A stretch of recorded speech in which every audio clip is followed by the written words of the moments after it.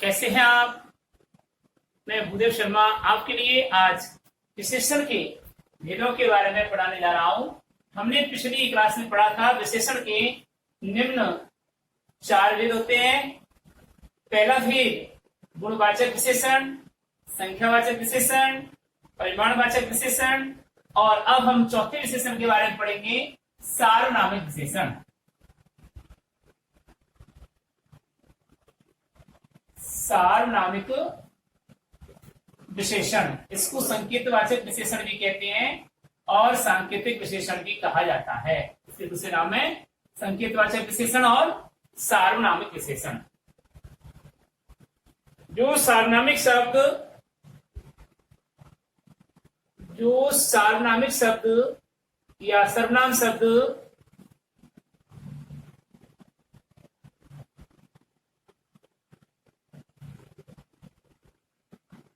संज्ञा की विशेषता बताने के लिए, संज्ञा शब्दों की विशेषता बताने के लिए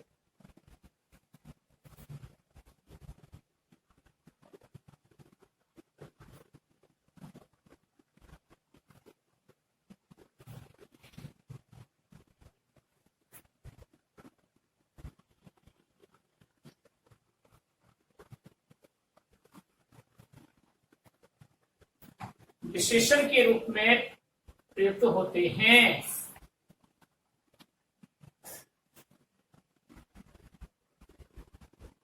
विशेषण के रूप में प्रयुक्त होते हैं।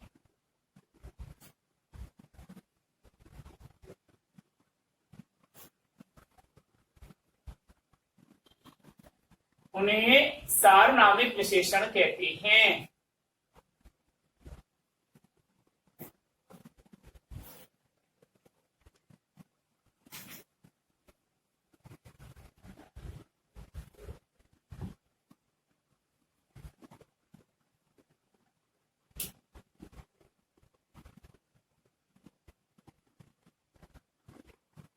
जो सर्वनाम शब्द संज्ञा शब्दों की विशेषता प्रकट करने के लिए विशेषण के रूप में प्रयुक्त होते हैं, उन्हें सार्वनामिक विशेषण कहते हैं। अब इसके बारे में 3 बातें हैं सर्वनाम शब्दों के बारे में। यहां सर्वनाम शब्द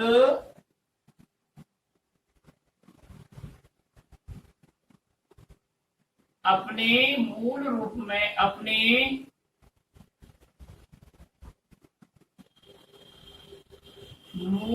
में अर्थात सर्वनाम रूप में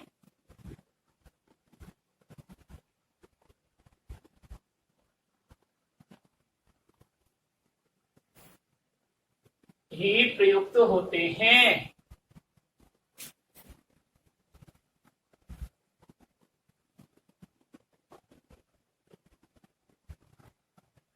और संज्ञा की विशेषता के रूप में और संज्ञा शब्द से पहले प्रयुक्त होकर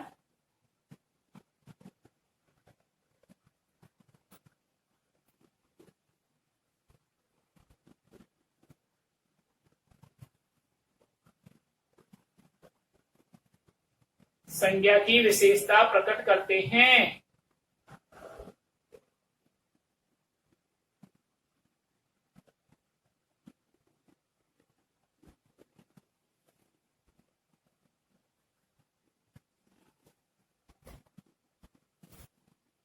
ठीक है, संज्ञा से पहले होते हैं और अपने सर्वनाम रूप में प्रयुक्त होते हैं और संज्ञा से पहले प्रयुक्त होते हैं। ये चीजें हैं, ध्यान रखिए। सार्वनामिक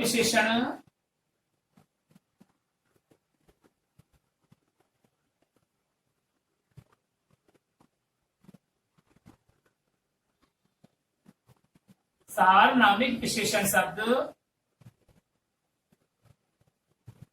निम्न 4 भेद होते हैं।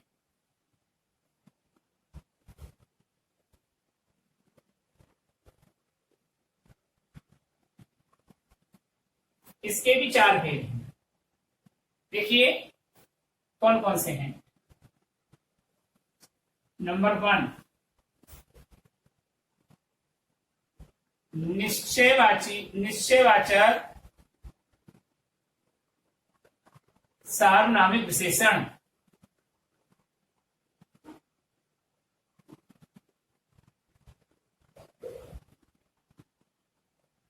इसको निश्चयवाचक संकेतवाचक विशेषण भी कहते हैं या सांकेतिक विशेषण भी कहते हैं। नंबर 2,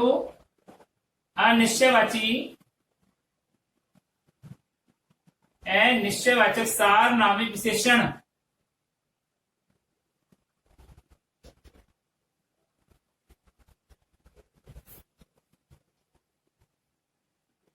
और नंबर 3,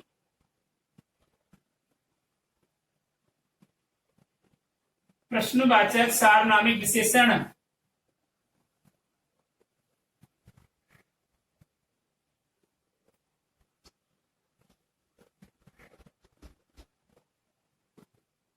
और नंबर 4, संबंधवाचक सार्वनामिक विशेषण।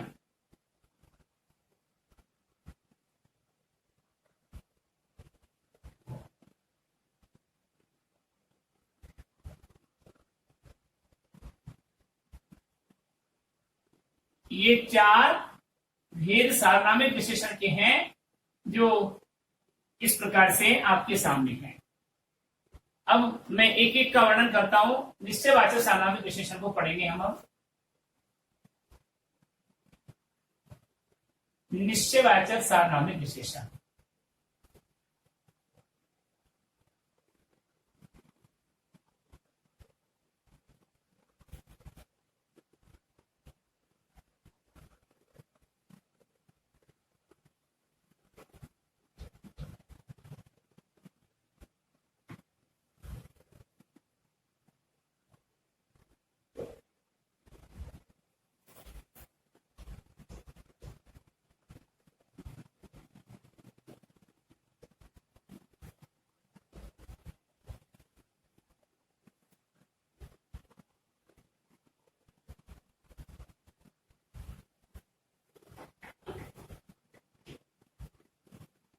वे सार्वनामिक विशेषण शब्द,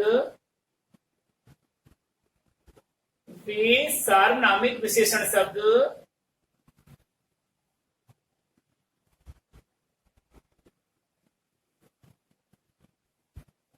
जो वाक्य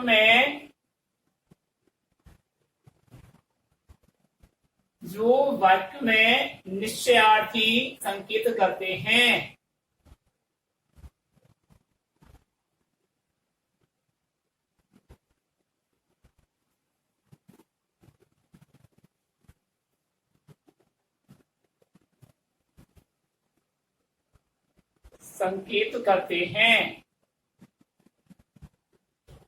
उन्हें निश्चयवाचक सार्वनामिक विशेषण कहते हैं।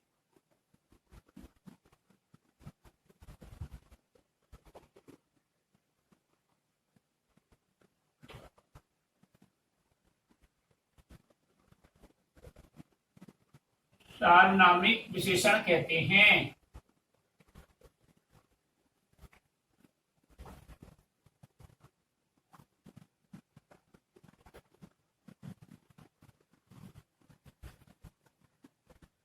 वे सार्वनामिक विशेषण शब्द जो वाक्य में संज्ञा की ओर निश्चयार्थी संकेत करते हैं, जो वाक्य में संज्ञा की ओर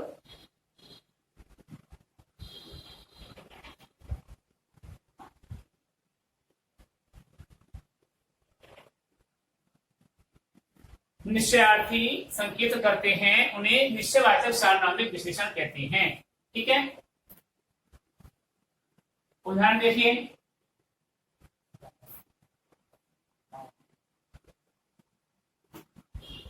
यह पुस्तक मोहन की है। अब यहां गौर कीजिए, ये पुस्तक संज्ञा सर्वनाम है। बताइए संज्ञा है या सर्वनाम है? ये संज्ञा है और ये जातिवाचक संज्ञा है। संज्ञा से पहले ठीक सर्वनाम प्रयुक्त हुआ है। हमने जब ये नियम बताए थे उसमें सार्वनामिक विशेषण की परिभाषा के बाद में जो 2 नियम बताए थे उसमें हमने बताया कि संज्ञा से पहले प्रयुक्त की जाती है। वह सर्वनाम शब्द जो अपने मूल रूप में ही संज्ञा से पहले प्रयुक्त होता है उसे सार्वनामिक विशेषण कहते हैं। और विशेषण की विशेषता प्रकट करता है कैसे? अब यह पुस्तक के लिए संकेत कर रहा है, यह निश्चित पुस्तक है ना। पुस्तक यहाँ पर जातिवाचक है, व्यक्तिवाचक नहीं है, लेकिन इस यह ने करके आप इसको पर्टिकुलर बना दिया और ये निश्चयवाचक सर्वनाम के रूप में इसका अर्थ सूचक कर दिया। तो यहाँ पर पुस्तक के लिए आया ये है, तो यह पुस्तक क्या है? वह दूसरा वह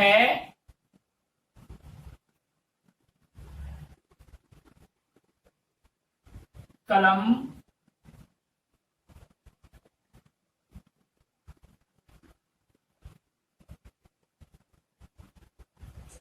उठाकर लाइए। अब यहाँ पर कलम जो है संज्ञा है और ये संज्ञा जातिवाचक संज्ञा है, लेकिन इसने वह ने इसको निश्चित में बदल दिया, पर्टिकुलर में बदल दिया। यह निश्चित सर्वनाम शब्द हो गया और निश्चयवाचक सार्वनामिक विशेषण के रूप में प्रयुक्त किया गया है। तो ये शब्द और ये दोनों निश्चित सार्वनामिक विशेषण के रूप हैं। अब आता है अनिश्चयवाचक सार्वनामिक विशेषण।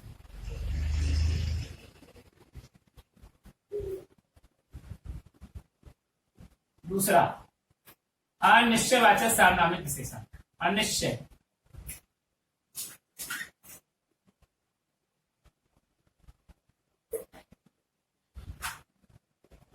अनिश्चयवाचक सार्वनामिक विशेषण के रूप में देखिए क्या क्या परिभाषा होती है इसकी।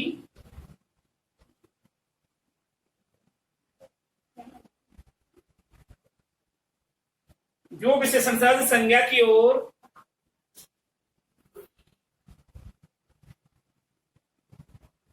जो विशेषण शब्द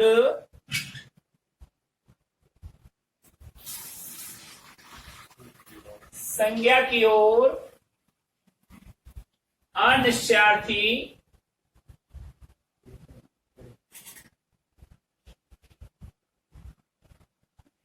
जो विशेषण शब्द संज्ञा की ओर अनिश्चयार्थी संकेत प्रकट करते हैं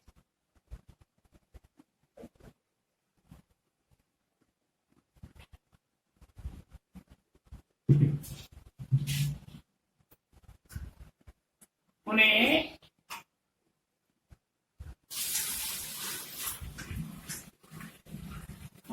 अनिश्चयवाचक सर्वनामिक विशेषण कहते हैं।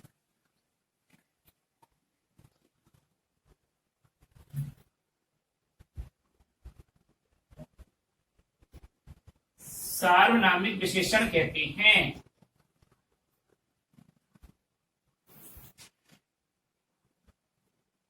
अनिश्चयार्थी का मतलब निश्चित अर्थ नहीं प्रकट करते, इसलिए उन्हें अनिश्चयवाचक सार्वनामिक विशेषण कहते हैं। एग्जाम्पल देखिए, कौन सज्जन आए हैं? कौन सज्जन आए हैं। दूसरा उदाहरण देखिए, घर में कुछ भी खाने को नहीं है। घर में कुछ भी खाने को नहीं है। अब यहां पर ध्यान दीजिए, कौन शब्द प्रश्न सूचक शब्द है और इसके बाद में संज्ञा शब्द का प्रयोग किया गया, जातिवाचक संज्ञा है। तो संज्ञा शब्द से पहले प्रश्नवाचक रूप में, यानी उदाहरण देखिए एग्जाम्पल, कोई सज्जन आए हैं। कोई सज्जन आए हैं। अब ध्यान दीजिए, सज्जन पता नहीं है कौन है, अनसर्टेनली, और ये सज्जन शब्द जो है ये संज्ञा का है और इससे पहले सर्वनाम का प्रयोग किया गया और वह भी निश्चित सर्वनाम का प्रयोग नहीं है। कोई शब्द निश्चितता का प्रतीक नहीं है, इसलिए अनिश्चयवाचक सर्वनाम का प्रयोग हुआ है, और अनिश्चयवाचक सर्वनाम यहाँ विशेषण के रूप में प्रयुक्त हुआ है, संज्ञा की विशेषता बता रहा है, इसलिए अनिश्चयवाचक सार्वनामिक विशेषण के रूप में प्रयुक्त हुआ है कोई। जैसे घर में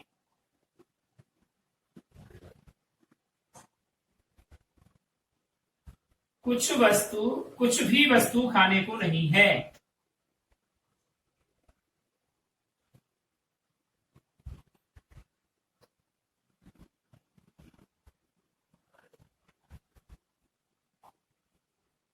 खाने को नहीं है। यहाँ कुछ शब्द वस्तु से पहले प्रयुक्त हुआ है, इसलिए वस्तु यहाँ पर जातिवाचक संज्ञा है, और कुछ शब्द इसके लिए सर्वनाम के रूप में प्रयुक्त हुआ है, यानी सर्वनाम अपने रूप में प्रयुक्त हुआ है तो विशेषण के रूप में होगा, तो यह होगा अनिश्चयवाचक सार्वनामिक विशेषण का उदाहरण। अब आता है नंबर 3, प्रश्नवाचक सार्वनामिक विशेषण।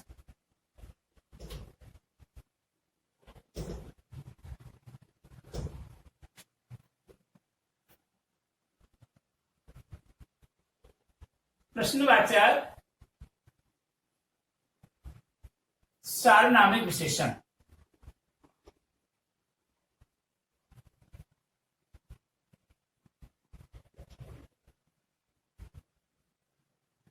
ये क्या है? देखिए, प्रश्नवाचक सार्वनामिक विशेषण का क्या मतलब है। तो जो विशेषण शब्द संज्ञा की प्रश्नात्मक विशेषता को प्रकट करते हैं,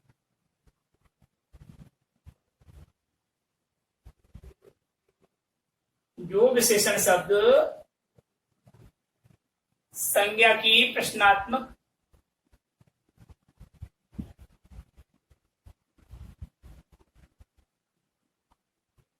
विशेषता को प्रकट करता है,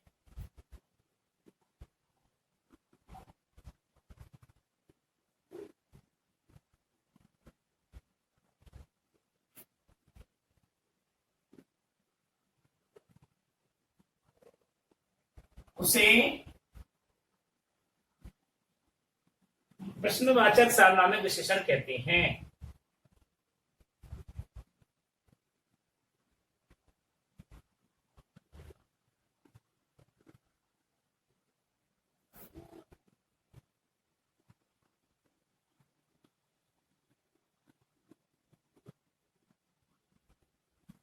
ठीक है, यानी संज्ञा की प्रश्नात्मक विशेषता को प्रकट करते हैं और प्रश्नवाचक शब्दों के रूप में प्रयुक्त होते हैं, और प्रश्नवाचक चिन्ह का प्रयोग किया जाता है अंत में वाक्य के, वह प्रश्नवाचक सर्वनाम सार्वनामिक विशेषण कहलाएगा।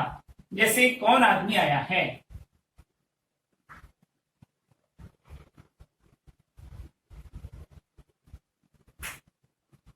कौन आदमी आया है।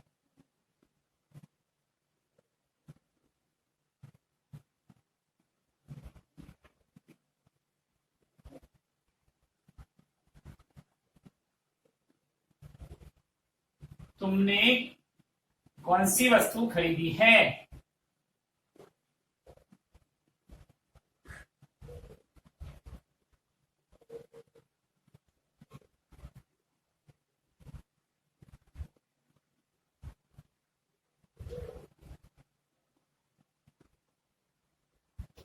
तो यहाँ पर देखिए, आदमी शब्द के लिए से पहले सर्वनाम के रूप में कौन शब्द का प्रयोग किया गया, कौन प्रश्नवाचक शब्द है। ऐसे ही यहाँ पर वस्तु से पहले कौन सी शब्द का प्रयोग किया गया, तो यहाँ पर कौन सा प्रश्नवाचक चिन्ह है, प्रश्नवाचक शब्द है, और अंत में प्रश्नवाचक चिन्ह दोनों वाक्य में लगा हुआ है। तो वे विशेषण शब्द जो संज्ञा की प्रश्नात्मकता की विशेषता की ओर संकेत करते हैं या प्रश्नात्मक विशेषता को प्रकट करते हैं, उन्हें प्रश्नवाचक सार्वनामिक विशेषण कहते हैं। ठीक है, अगला आता है आपका चौथा बिंदु, संबंधवाचक सार्वनामिक विशेषण।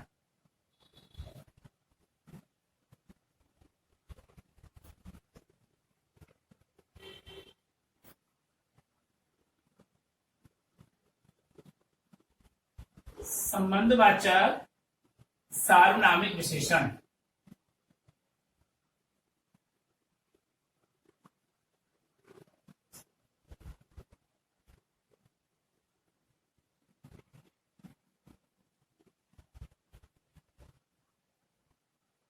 संबंधवाचक सार्वनामिक विशेषण के बारे में पढ़िए। देखिए, जो विशेषण एक संज्ञा या सर्वनाम का, जो विशेषण शब्द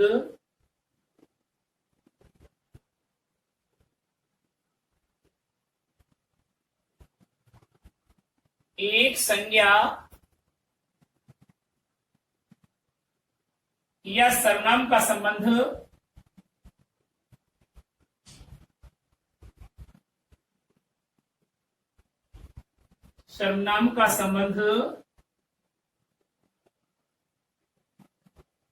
दूसरे संज्ञा या सर्वनाम से जोड़ते हैं।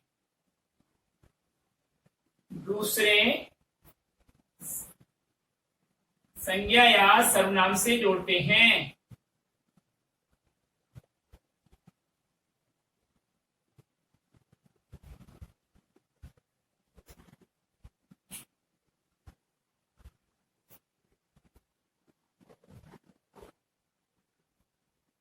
जो विशेषण शब्द एक संज्ञा या सर्वनाम का संबंध दूसरे संज्ञा या सर्वनाम शब्द से जोड़ते हैं उन्हें संबंधवाचक सार्वनामिक विशेषण कहते हैं।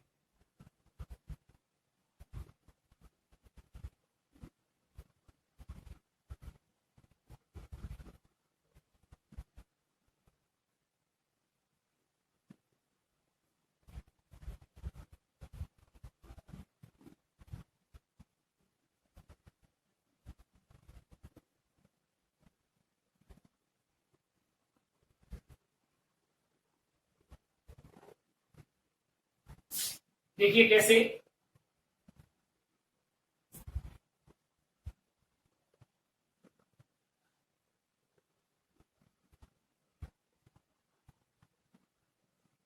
यह कलम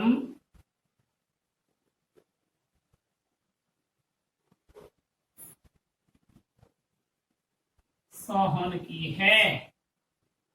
तो ये कलम संज्ञा और ये सोहन संज्ञा, तो ये इसने इससे क्या किया, यह शब्द की को माध्यम बना करके कलम से सोहन से मिलान कर दिया, जोड़ दिया। इसलिए ये यहां पर ये शब्द जो हुआ ये क्या है, संबंधवाचक सार्वनामिक विशेषण है। ठीक है, अब हम पढ़ेंगे सार्वनामिक विशेषण समाप्ति के बाद में विशेषण पदों का पद परिचय। पहले से उससे पहले अपन इसको पढ़ेंगे अवस्थाएं, विशेषण की अवस्थाएं। विशेषण की अवस्थाएं।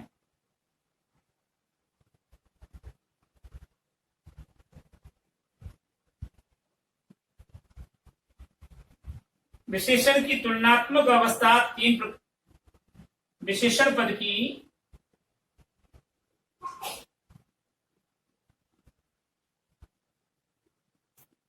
तुलनात्मक अवस्थाएं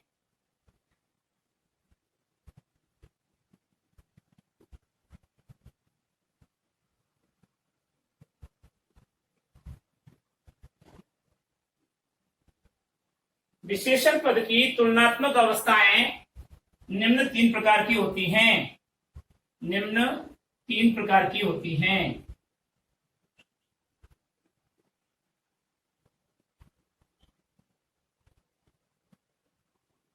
अब देखिए कौन कौन सी होती है निम्न तीन प्रकार की।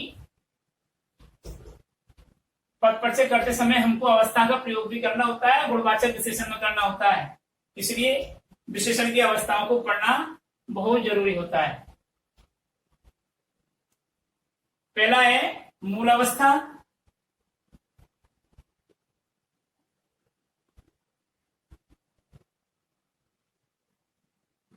दूसरा है उत्तरावस्था, और तीसरा है उत्तम अवस्था।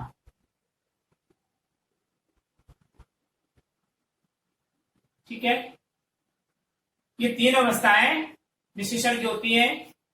अब हम कैसे समझेंगे, समझना है, बस हमको पूछेगा नहीं वो परिभाषा है। ये 10th स्टैंडर्ड में है जो हमने लिखवा दिया 10th क्लास में। हमको मूल अवस्था किसे कहते हैं, विशेषण की मूल अवस्था क्या होती है, यानी विशेषण शब्द को मूल रूप में वाक्य में प्रयुक्त करना ही विशेषण की मूल अवस्था कहलाती है। अर्थात विशेषण का सामान्य रूप मूल अवस्था कहलाता है। किन्हीं दो संज्ञा सर्वनाम की तुलना करते समय किसी एक को श्रेष्ठ और दूसरे को बुरा, अच्छा या बुरा बताने के लिए विशेषण की जिस अवस्था का प्रयोग किया जाता है उसे उत्तरावस्था कहते हैं। और उत्तम अवस्था किसे कहते हैं? बहुतों में से किसी एक संज्ञा या सर्वनाम को अच्छा या बुरा बताने के लिए जिस विशेषण की अवस्था का प्रयोग किया जाता है वह विशेषण की उत्तम अवस्था कहलाती है। जैसे मोहन सुंदर लड़का है।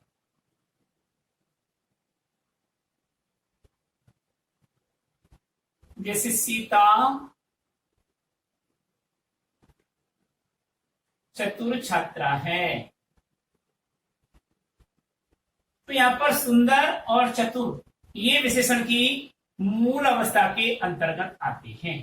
ठीक है, विशेषण की मूल अवस्था के अंतर्गत आते हैं। और क्यों? क्योंकि वहां चतुरता का सामान्य गुण है, सुंदरता का सामान्य गुण है। लेकिन उत्तर अवस्था में जैसे मोहन सीता से चतुर है।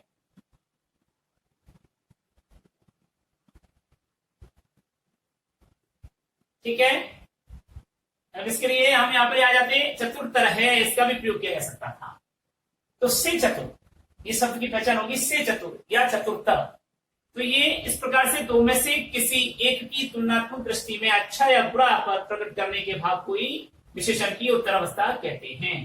तो ये विशेषण की उत्तर अवस्था का उदाहरण हुआ। जैसे कवियों में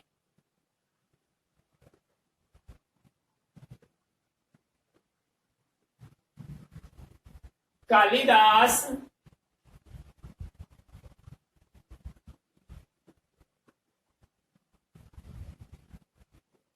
सर्वोत्तम है।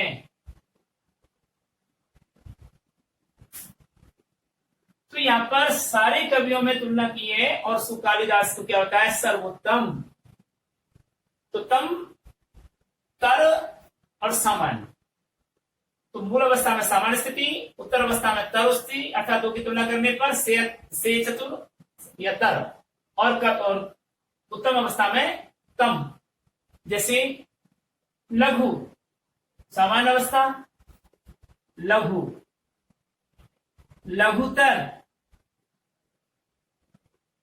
उत्तर अवस्था, और लघुतम उत्तम अवस्था।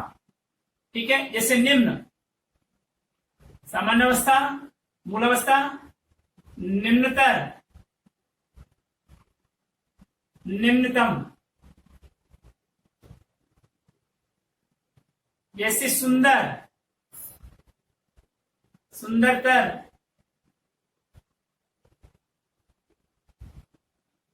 सुंदरतम।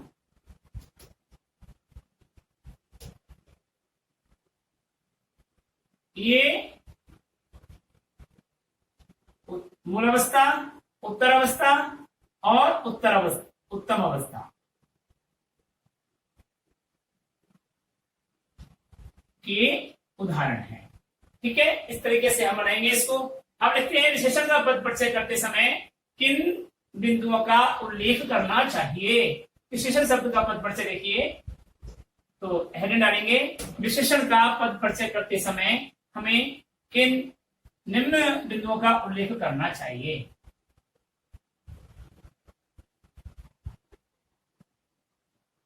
विशेषण पद का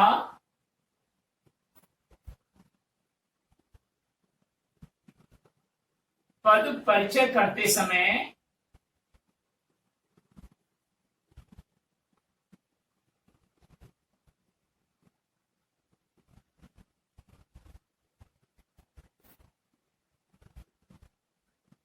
हमें निम्न बिंदुओं का उल्लेख करना चाहिए।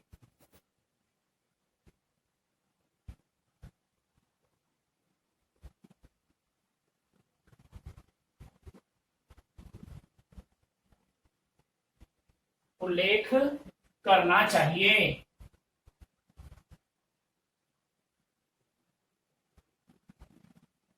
नंबर 1,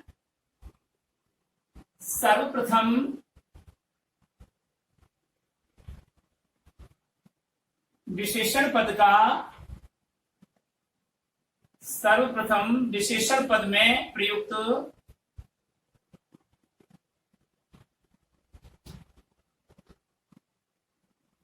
विशेषण का भेद स्पष्ट करना चाहिए।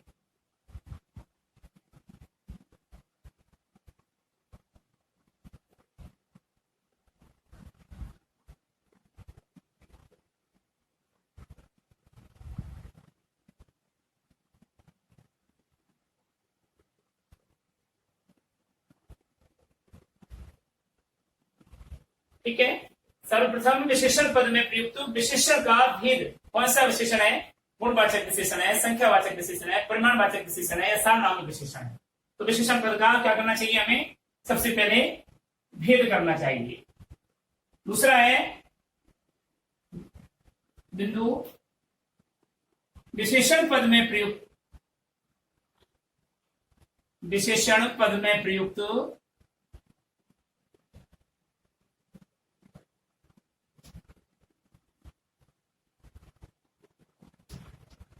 लिंग, मतलब पुल्लिंग या स्त्रीलिंग पद है ये।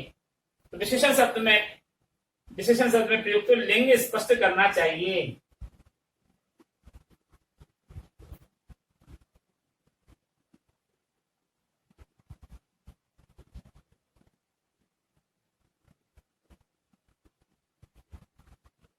लिंग स्पष्ट करना चाहिए। ठीक है, पुल्लिंग या आता है विशेषण का तीसरा बिंदु, विशेषण पद का वचन यानी कि एक वचन या बहुवचन निर्धारित करना चाहिए।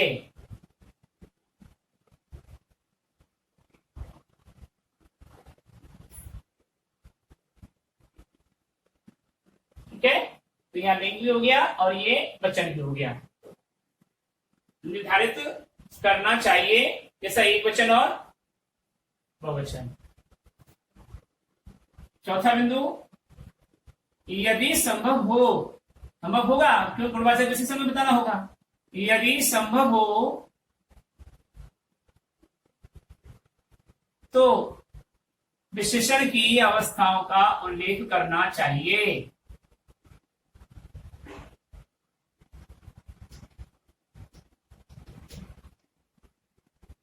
जैसे मूल अवस्था, उत्तर अवस्था, उत्तम अवस्था, विशेषण की अवस्थाओं का उल्लेख करना चाहिए।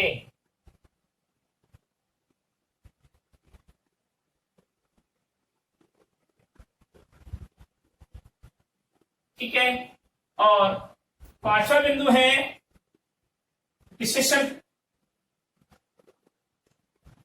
प्रयुक्त पद में प्रयुक्त विशेषण पद में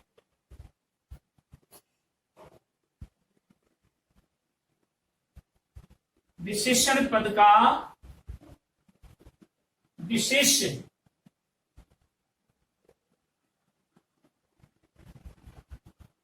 का उल्लेख करना चाहिए।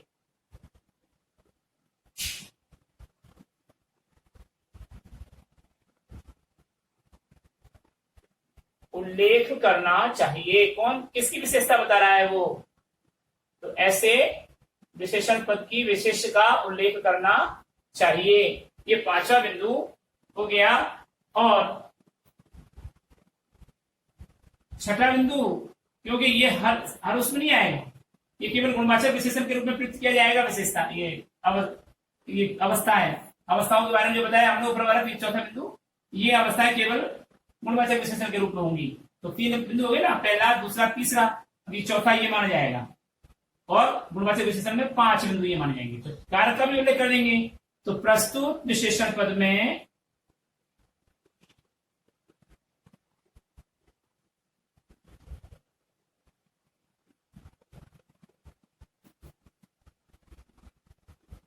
कारक का उल्लेख करना चाहिए। इस प्रकार 5 अच्छे बिंदुओं में हम विशेषण पद का पद परिचय करते हैं। एग्जाम्पल देखिए, विशेषण का पद परिचय कर रहा हूं। उदाहरण देखिए, यह है सुंदर खिलौना मुझे दो। यह है सुंदर खिलौना मुझे दो।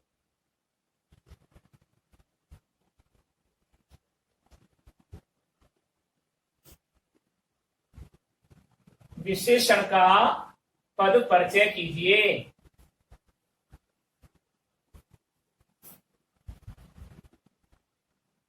ठीक है, तो देखिए विशेषण का पद परिचय करते हैं जी।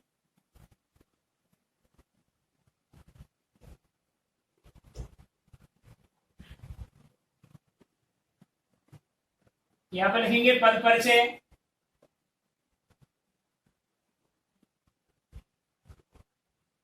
शब्द क्या है? सुंदर। यहां पर विशेषता बता रहा है किसकी? खिलौने की। विशेष्य क्या हुआ? खिलौना।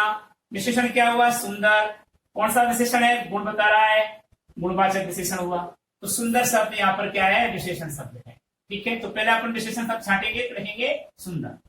फिर लिखेंगे पद परिचय में नंबर 1 बिंदु, यह पद गुणवाचक विशेषण का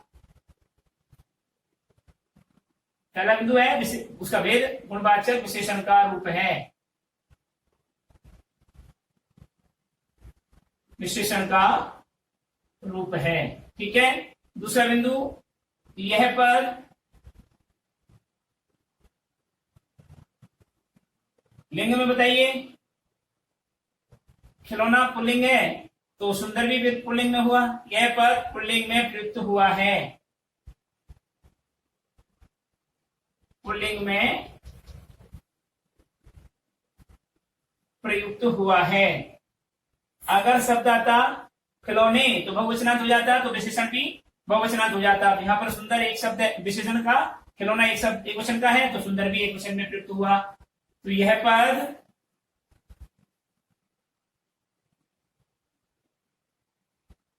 एक वचन में प्रयुक्त हुआ है।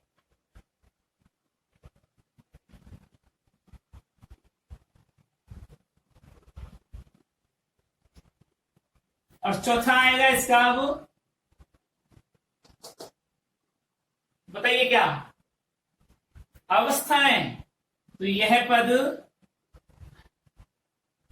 विशेषण की मूल अवस्था का,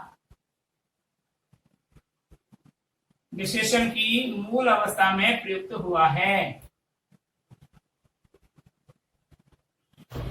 मूल अवस्था में प्रयुक्त हुआ है।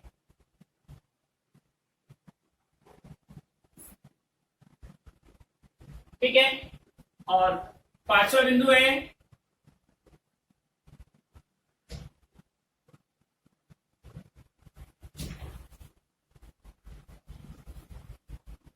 विशेष। विशेष क्या है इसका? तो यह पर खिलौना विशेष का विशेषण के रूप में प्रयुक्त हुआ है। शब्द के खिलौना विशेषण के विशेष के रूप में, खिलौना विशेष के विशेषण के रूप में प्रयुक्त हुआ है।